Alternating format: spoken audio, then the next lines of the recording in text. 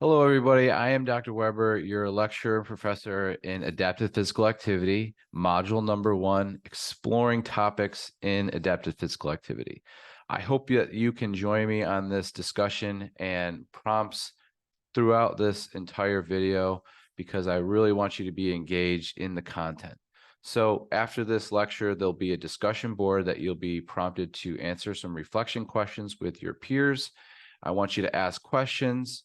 I want you to explore new topics. I want you to maybe perhaps teach something new to the class if that's what the prompt asks, and also explore any types of problems or issues surrounding adaptive physical activity for people with disabilities, which is what this course is all about. So in today's topic, we will be exploring adaptive physical activity, the laws and regulation regarding physical activity for people with disabilities. We'll also talk about the different categories of disability that you'll be encountering this summer or fall or spring, whatever phase you are in your program. When we work with people with disabilities, it's really important to note a lot of health limitations, physical limits, and we also need to explore ways to increase their limits and increase their capabilities. So we're always trying to adapt and modify things to help people get in the right pattern of movement. And that's what we're going to be learning in this entire course. So let's go ahead and get started. What we're going to do today is I'm going to go over a little bit about myself and a little bit of background about me. I am then going to talk about the different disabilities and exploring the topics and stories about myself that have led me to this point. And then we're going to talk about some prompts that you'll be asked to answer into the discussion board. So make sure that you are watching the entire lecture. You'll be asked questions that will be prompted in the lecture and then also after the lecture. So be sure to check out lecture 1, discussion board number 1. So exploring adaptive physical activity, including everyone in physical education and activities. If you are a physical education major, a recreation major, health major, any type of exercise science or sport major, you may be working with someone with a disability, whether you're PT, OT specifically. You'll definitely be working with people with limitations and physical barriers. So you'll need to learn how to adapt and modify exercises for people with disabilities. We also need to know the health concerns regarding people with disabilities, because we know that some individuals have higher risks. For instance, someone that utilizes a wheelchair who doesn't get out of the wheelchair all day may have a lower muscle mass in the lower limbs, which means that we may have to engage those muscles if we can, if possible, a little bit more.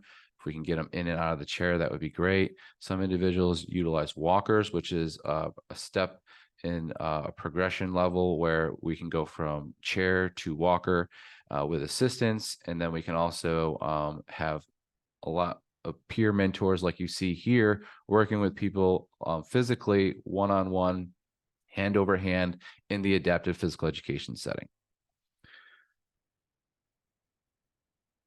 So who am I and who is my mentor? So this is Ann Hughes to my left. I'm Dr. Weber here to the right. Ann Hughes was the National Adaptive Physical Educator of the Year. She works here currently at UNCW and is one of my role models and mentors. I won the NC Shape National Teacher Adaptive Physical Educator of the Year in 2020, and I've been here since 2010. And we're going to talk about some stories and experiences that I've had in this process. So who am I to be educating you about adaptive physical activity? I was born in Tonawanda, and I played soccer throughout my entire life, as you can see here. I have 3 older brothers, 2 awesome parents. My mother lives around the corner, and she's my mother. She's my grandmother and to my son, and so we have another expecting. So it's going to be great that she's here. My dad is in New York, and I have brothers all around the country. So it's awesome that I've grown up with such a great family, great upbringing, in my opinion. My uncle John We're going to be talking about him a little bit and who he is and why that matters. So first, I want to talk about some of the experiences I've had throughout my entire life that have gotten me to this point. And we'll get into the lecture part. But I think this is really important because I think it's important to share my story so that you can open up and share your stories. So my Uncle John has an intellectual disability and was born without a disability. The umbilical cord actually got wrapped around his neck and he lost some oxygen to his brain, and he ended up having an intellectual disability. So he was the first student in his high school class to be able to drive, and he passed a driving test. And this is, I think, because he worked alongside my grandfather his whole life, who owned Weber's Automotive in Tonawanda, New York. And that is obviously an auto mechanic shop, and where my father also worked. So my father, my Uncle John, and my other uncle Wade all worked at Weber's Automotive, and they all worked together. And my Uncle John learned how to work independently there. He learned how to drive. And I think if my grandfather wasn't an auto tech, I don't think he would have ever been able to learn how to drive, because I think you need that know-how and experience in that industry to like really kind of push that to someone with a disability. And in this time, this is the 1960s. Um, um, and this is when disabilities and the Civil Rights Acts were just getting passed. So there wasn't a lot of experiences or adaptive physical activity programming or rights for people with disabilities. So this is my Uncle John and my dad. My dad actually is usually alongside my uncle every single day, once, maybe twice, sometimes 3 times a day. He goes over to my grandmother's house and he takes care of both of them. But my Uncle John is very independent. He can drive still to and from work. He's got a savings account. He's been saving money. He doesn't spend a lot of money. He's been living with my grandfather and grandmother. My grandfather just passed a couple of years ago, but he still lives with my grandmother, and my dad takes care of both of them. In 2002, I went to SUNY ECC, Erie Community College, and got a social science degree. I played soccer there, and I was a captain there. I also was a captain in my high school team. In 2005, I was a camp counselor / the athletic director and aquatics coach at Camp Centerland, which is the Jewish Community Center's one of the best camps in Elma, New York. I worked there in 2005 as an athletics coordinator. In 2007, I graduated from SUNY Brockport and with my physical education degree, and I moved to North Carolina. Once I got to UNCW, I became a student mentor in 2009 to 2010. This is one of my first experiences. This is a guy I've been working with for over 10 years now, and I've seen him grow up, and all these people, I know all these people. They're all 10 years older now. So in 2010 to 2017 really is when I had the biggest fitness journey. I did CrossFit. I did bodybuilding competitions. I did yoga. I taught and trained at O2 Fitness at Mayfair when it was up. Now it's a different place now. So I was a personal trainer, NASM CPT. I also had my bachelor's degree in phys ed. So I was doing a little teaching on the side. I was working as an after-school teacher. I was also working as a personal trainer. I was helping people lose weight. I was helping people learn how to teach. I was working with people and teaching them how to do yoga. At the time, I was also really into surfing. So I thought surfing was really the reason why I moved here in the first place. So I love being around the water. In 2012, I was a peer mentor and coordinator of the I Can Do It program at UNCW, which started as a grant in 2010 from Dr. Sue Combs and Dr. Steve Elliott. And so with this program, we developed a core set of participants that have been participating with us, or I've known all these participants for the last 10 years. And it's grown, and I've been an adjunct faculty member since 2012. So I started as a peer mentor in this program, but it led me to getting my master's degree in health education. And I interned at the I Can Do It program. And during this time in 2012, I was also really into yoga. I started yoga in 2005, so I thought that was really cool. So I started teaching that in the elementary setting.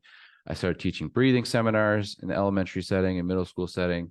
And I started teaching, that other picture was Cape Fear Elementary. This is where I'm teaching students in the physical education degree path yoga in 2012. 2013 here, I'm at Watson School of Education teaching a teaching seminar on breathing. 2013 and 14 here I'm working with a Special Olympics, which I do every year. And then also, I also have my own program here, which is the Adaptive Physical Activity Lab. So we do that during the week and the weekends. And there was one point in my career where I was working on 7 days a week, and I'll talk to you about all those programs. So working at the university in the lab setting during the weekdays, also on Saturdays in the university, and then on Sundays, Transforward Fitness, but we'll talk about that in a little bit. So I worked alongside Dr. Combs and Dr. Elliott, 2013, presenting at many conferences throughout the years, over 10 or 15 conferences in the past 10 years, probably easy estimation. Here's a picture of me and one of my students in the I Can Do It program, the Adaptive Physical Activity program that I currently teach in. As far as disability goes, have I ever had a disability? Yes. This is me with a injury here. This is 2012, where I broke my fibula. So I know what it's like to be in a cast and have a physical impairment. And so I learned how to adapt. And then in 2014, I had knee surgery. So again, I had a physical disability on the same leg. But I got through it and I was able to work through it, and ended up after that getting my yoga certification finally. I was teaching yoga called Strengthen and Lengthen before, but then I finally got certified. And I created things like the yoga education program for autism, which if you ever want to click this video, you can. I taught yoga to the Special Olympics. I taught yoga in Belize to people with disabilities during an international field experience for my internship at the Watson School of Education, where I received my doctorate in educational leadership in curriculum instruction and assessment. Here's a group of participants I worked with in 2015. Here's working with the Cape Fear Buddy Walk, which is an organization for people with Down syndrome who meet every year. Once a year, you should do that for your field experience, or just do it if it's in your community. And I would present and bring out some adapted field day activities for everybody at the games. 2015, I was working at conferences and presenting on adaptive physical activity, presenting research in the field of adaptive physical activity. I believe that's my dissertation in 2019. This is 2015, and this is 2019. So different conferences and activities that I've attended throughout the years to keep up my professional certifications and stuff like that. So here's 2015 group in the Hanover gym, another group here in 2016. Okay. Here's an individual who utilizes a wheelchair and has multiple disabilities. So this would be the multiple severe disability range, where you have to do a lot of the physical assistance mostly. So you're just taking their limbs through their full range of motion, but you're not pushing through any tightness. You're just kind of just giving them a little bit of range out of the chair, a little bit of head support if they need it. So just learning how to adapt. This is 2016. I created a nonprofit called Transforward Fitness at Matt Skelly Training in 2017, which dedicated classes to people with disabilities. 3 teachers here who I worked with for the past 10 years, this middle individual here was the yoga education program individual that was the star of the show in that video, if you want to check that out. But we raised over $10,000 to create training and group training for people with disabilities. And we had group trainings once a week for about 4 years until COVID hit. Now they are specializing in adapted personal training for people with disabilities, and are probably looking for a new coordinator for their group programming if they don't have one already. And if that's something that, a future gym wants to do, I would definitely be willing to help coordinate and facilitate that. Those individuals got paid too to teach. This individual taught fitness, and the middle individual taught yoga, and this participant on the right taught dance. And they all had their specialty, and they did a great job. And we changed the class to where we would start with our dance, and then we would go to fitness, and then we would end with yoga. Here we have a program in 2017, my lab with my students. Here's another lab in 2018. Here's a flyer that we used in 2018. that we have for our camp on Saturdays. 2018, I got my doctorate degree in education, and I went become full-time here and have been full-time faculty member since 2018. So I'm in my 6th year. Here is a virtual camp we had during COVID. So during COVID, we had to modify and adapt. And so that was something that we did during COVID times. And then here's this past semester with a group of my students from my Saturday on the left, and then my during the week class to my right. So these are the classes and the students that I've been working with for the past 10 years. My question for you is, who are you? And when you reflect in your prompting, I want you to talk about your 10-year. So talk about what you've been doing this past 10 years that have led you to you being here as a student. Okay, that's what I want you to talk about first. Then I want you to talk about after you graduate, how do you want to be remembered as a teacher, a leader, or whatever you're going to be? If you're going to be a therapist, if you're going to be a teacher, if you're going to be a trainer, how do you want to be remembered by your clients or your students or your athletes? If you're going to be a coach, whatever that may be, how do you want to be remembered? So the first thing I want to know is, what have you been doing the last 10 years that have gotten you to this point? What's your major, all that kind of good stuff. And then I want to know, how do you want to be remembered by your students? Okay. That's your first 2 discussion board topics for lecture number 1. So keep that in mind if you are still paying attention. Okay. So what is adaptive physical activity? Adaptive physical activity is an umbrella term for adaptive physical education, recreation, and sport. So we are primarily in adaptive physical education field. There are recreational settings. We have recreational therapy majors, and you can be maybe one of those students right now. And we don't have an adaptive sport major, but you learn a lot about that in the recreational programs that we have. Adaptive physical education. Okay, it's a specialized, individualized program for people with disabilities in motor, fitness, fundamental motor skills, patterns, skills, and aquatic stance, group games, sports that are designed to meet the unique needs of all individuals. So we do all this. We have an aquatics program and a gym program. And I've been involved with all those for the past 10 years at UNCW. Okay, we have recreation and sport. Recreational therapists have a different skill set than adaptive physical educators. They work more on lifelong fitness skills into adulthood, where I think the adaptive physical educators are more in the school setting. So some games in adaptive sport are like goal ball or wheelchair basketball. Recreational majors study that in depth pretty well. For understanding public laws that impact education, so there are some laws in litigation that have accrued throughout the years, and this basically all stems from what we talked about with my uncle in the civil rights era, where in the civil rights era there was a lot of prejudice and racism and prejudice against people with disabilities. And so people with disabilities were in facilities or were in facility treatment centers where they didn't get as good as care as they get now. And many people, if you had a disability in the 40s, 50s, or 60s, many of those individuals didn't get educated or physically educated. So it's been taking a long time for all of this to kind of go throughout the years to where we're at now.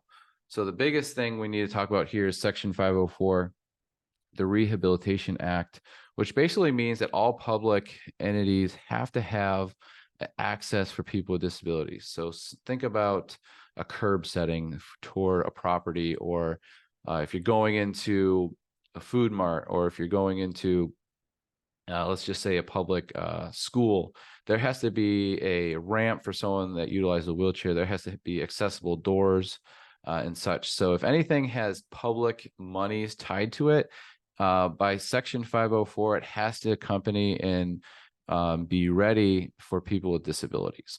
Okay. The next big one is going to be the IDEA. So we'll be talking about that a lot. The Individuals with Disabilities Education Act, which ensures that people with disabilities specifically get special education and along with special education comes physical education. So it is a service that is tied to special education that all students with disabilities are by the law should have in their curriculum. So whether it's through an IEP setting and you need an adaptive physical educator to carry out physical education, or if it's just through general PE class, that individual must get physical education.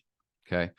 So 504 explains that nobody based on their disability should be discriminated by receiving any federal assistance. So if any program receives federal assistance, it must accompany people with disabilities, whether it's hearing, visual, physical, anything. Okay, so it must be accessible for everybody.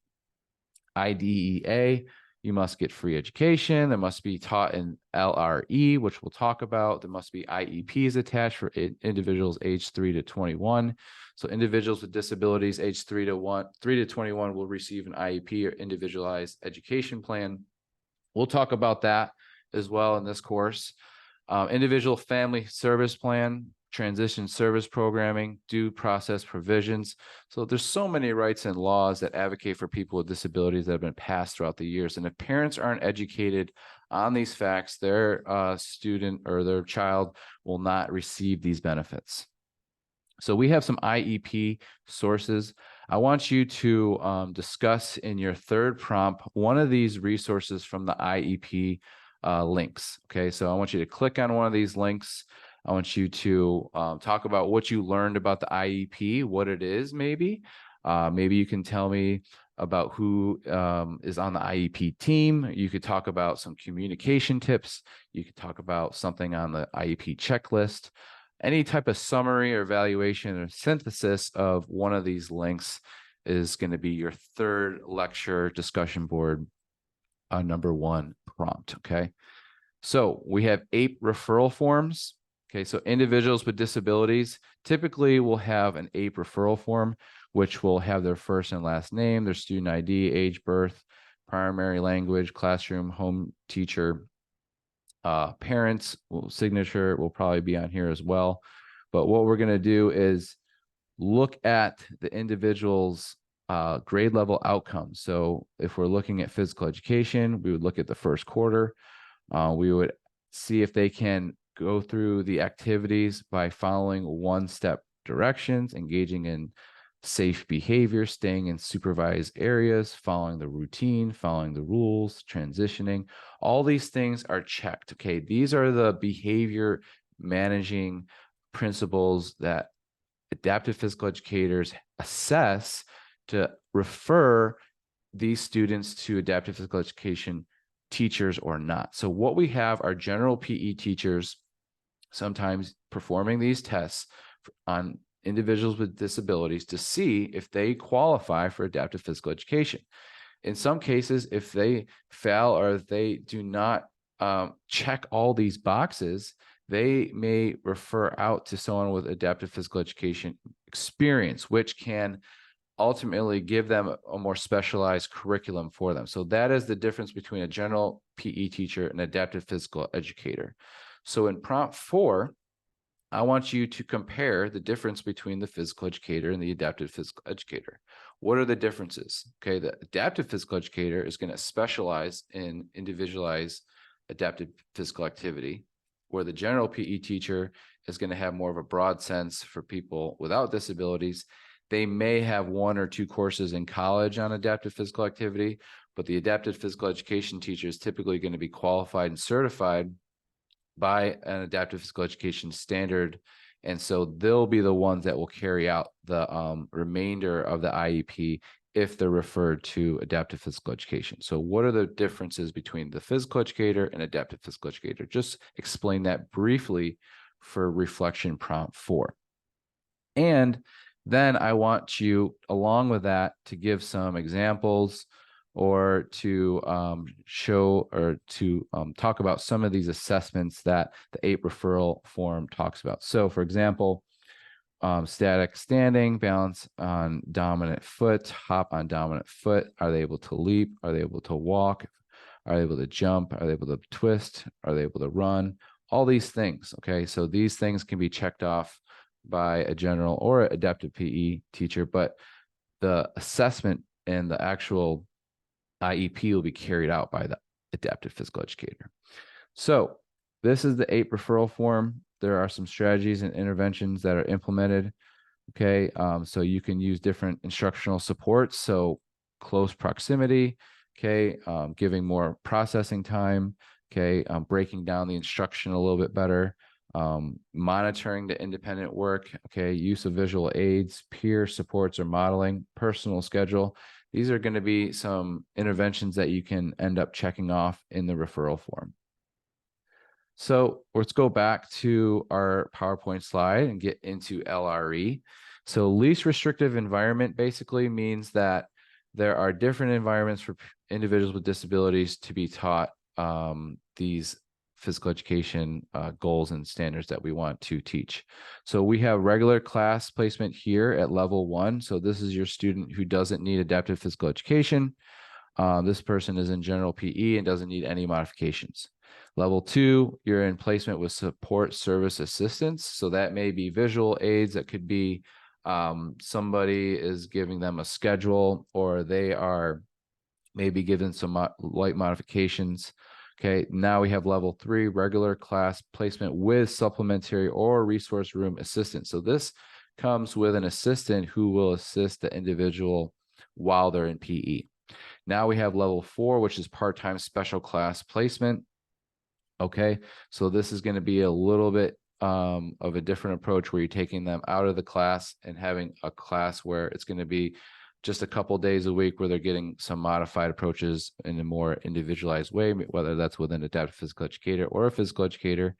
Then they're going to have full-time special class, which would be full-time class just for them. And then they have part-time individual class placement and full-time individualized class placement. So the special class placement refers to group, and then individualized would be alone.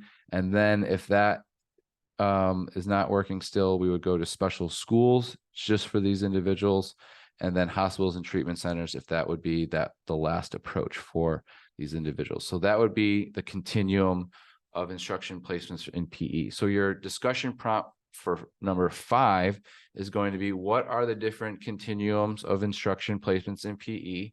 And then just talk about one of these and give an example of what that might mean in the adaptive physical education setting.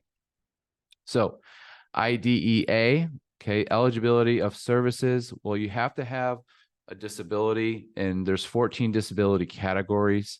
And so we're going to talk about those different categories. Okay, we have autism spectrum disorder specifically.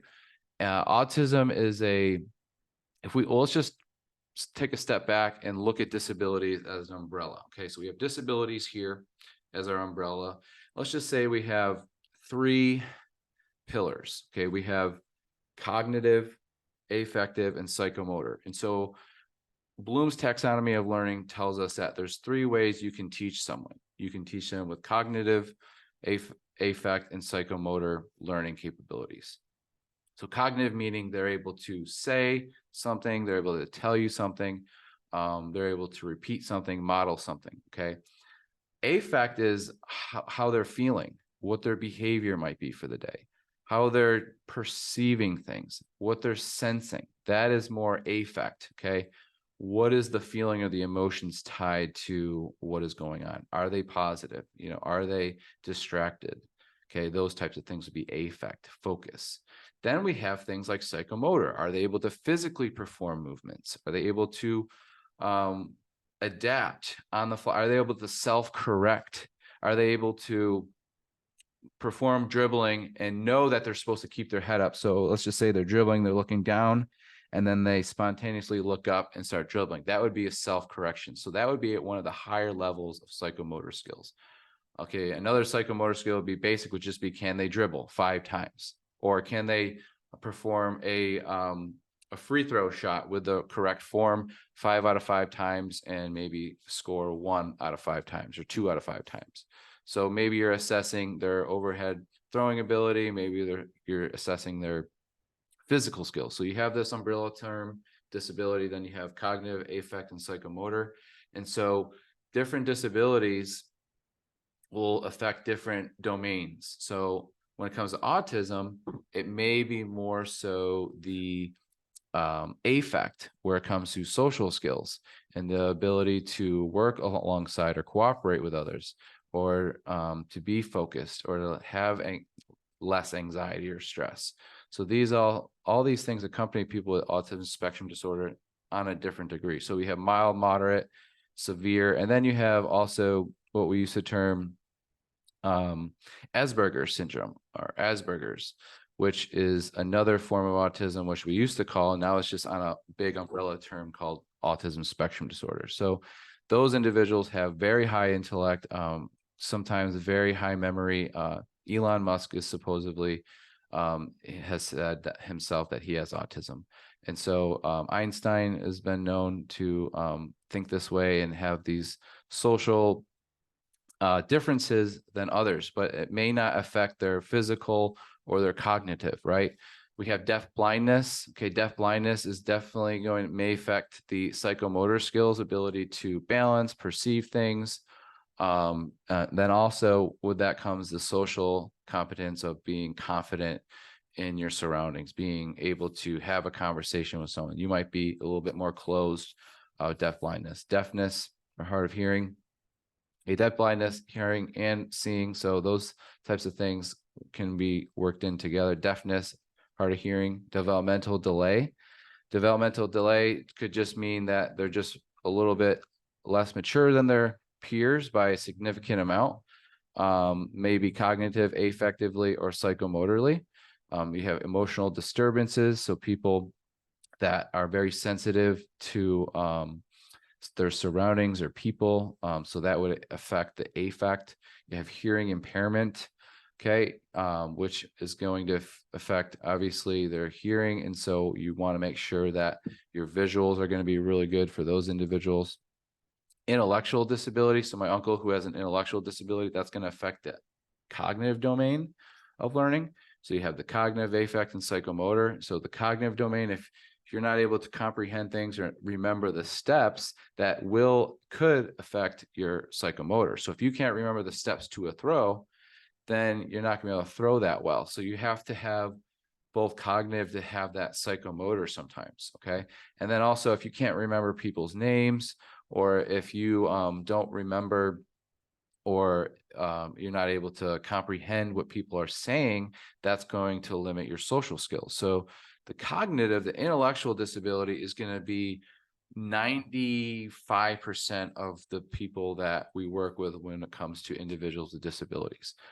It's typically an individual with intellectual disabilities accompanied with either autism spectrum disorder, it could be cerebral palsy, it could be Down syndrome. Down syndrome and intellectual disability kind of coincide. They both are intellectual disabilities, but the Down syndrome has more physical differences than than people without Down syndrome. So you have facial feature differences, you have the differences in the neck structure, and so people with Down syndrome, you don't want to extend their neck really fast or whip their head around because they have lax ligaments around their neck. Some of them do, I think about 30% or so. So you want to be careful when it comes to their heart as well, because a lot of people that have Down syndrome have congenital heart defects at birth. So they have sometimes holes where they have to repair, and then they have heart surgeries throughout their entire life. And we have students that come to our program that have these same issues. And so that all comes with Down syndrome. Multiple disabilities, that's people that may utilize a wheelchair, that also may have hearing impairment or be deaf or blind. So it could be an array of cognitive, psychomotor, affective disabilities all combined. You have orthopedic impairment. So I've had orthopedic impairments. Many adults have orthopedic impairments. Many people go through orthopedic impairments. So that would be a disability category. Other health impaired, dependent on what your doctor classifies, specific learning disability. So whether that's ADHD, that could be some type of dyslexia, speech language impairment, traumatic brain injury, which can occur during a war setting. It can occur during an accident, a car accident, motorcycle accident. And then you have visual impairments, including blindness, which are where people are unable to see. And so you're going to have hand over hand monitoring, make sure that your surroundings are consistent and that you're not changing them all the time, or you're creating the space that they need. So for your next, I believe, 6 prompt, what we're going to talk about is disability categories.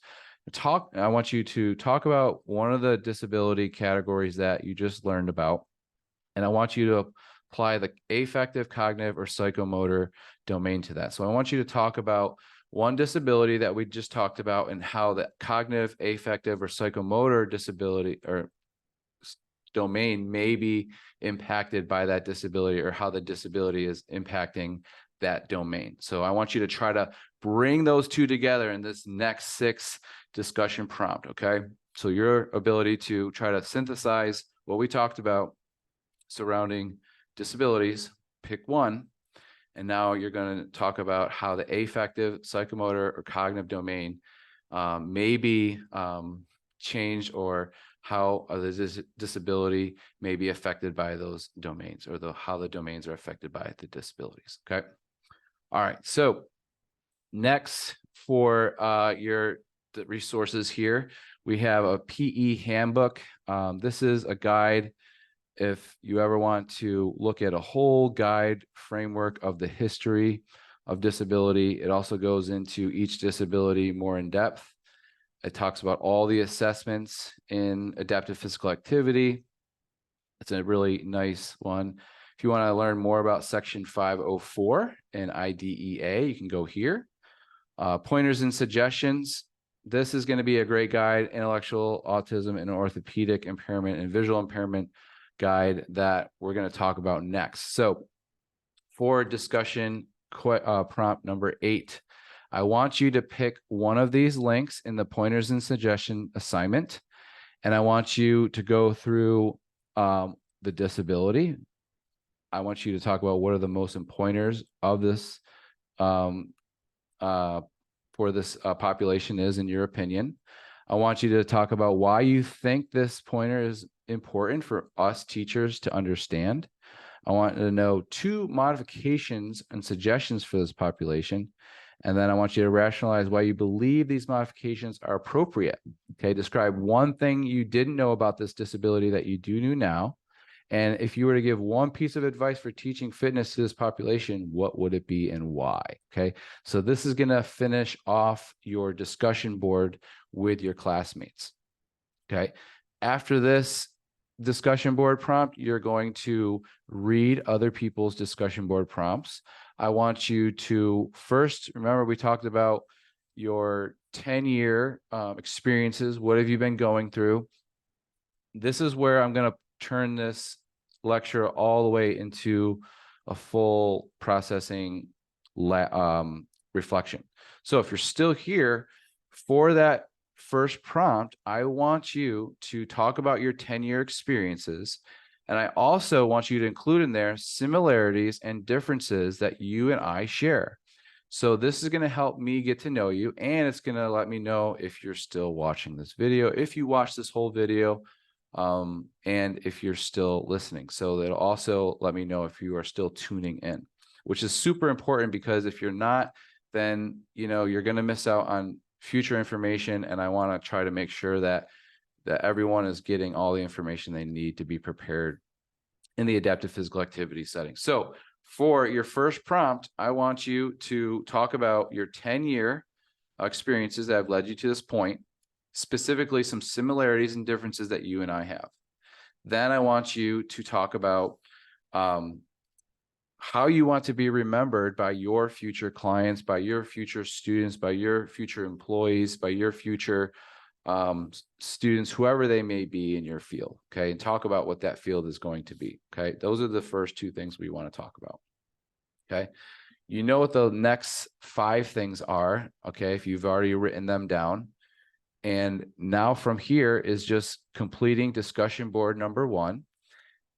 You're going to reply to at least 2 people in your class. I want you to talk about some similarities and differences that you share with them.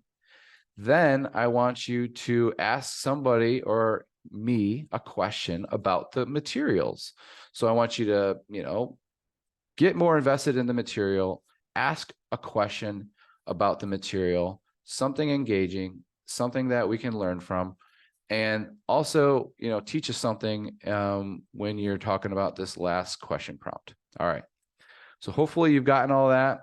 We'll see you in lecture 1, discussion 1, chat room or discussion board. I look forward to looking at your questions, your reflection prompt answers. I can't wait to see you talk to each other in class, online, and get to know each other so that we can engage in this adapted physical activity exploration together. Can't wait to go into module 2 and talk about the different modifications, adapted lesson planning that we can perform with our students. So stay tuned. Thanks a lot.